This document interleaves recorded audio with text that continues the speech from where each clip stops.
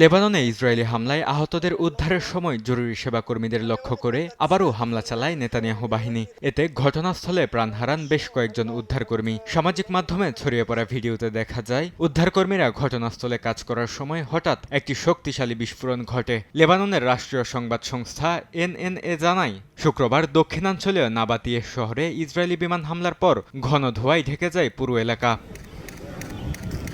Lebanon Israel সীমান্তে নতুন করে তীব্র সংঘর্ষ চলছে বলে জানিয়েছে হিজবুল্লাহ। গোষ্ঠীটি জানায় ইসরায়েলি সেনাদের অবস্থান, একটি ট্যাঙ্ক এবং একটি নতুন কমান্ড সেন্টার লক্ষ্য করে একাধিক হামলা চালিয়েছে তারা। বিবৃতিতে হিজবুল্লাহ জানায়, তারা মিসগাব আম এলাকায় ইসরায়েলি সেনাদের একটি সমাবেশ ও যোগাযোগ যানবাহনকে আবাবিল ড্রোন দিয়ে লক্ষ্যবস্তু করে। একই সঙ্গে মার্কাবা এলাকায় ড্রোন হামলা চালানো হয়। লেবাননের স্বাস্থ্য মন্ত্রণালয়ের তথ্য অনুযায়ী গেল মার্চ থেকে শুরু হওয়া এই সংঘাতে এ পর্যন্ত ৩,১০০ জনের বেশি মানুষ নিহত হয়েছেন, যাদের মধ্যে ১২৩ জন স্বাস্থ্যকর্মী, ২১০ জনের বেশি শিশু এবং প্রায় ৩০০ জন নারী রয়েছেন। বরকতুল্লাহ, সময় সংবাদ।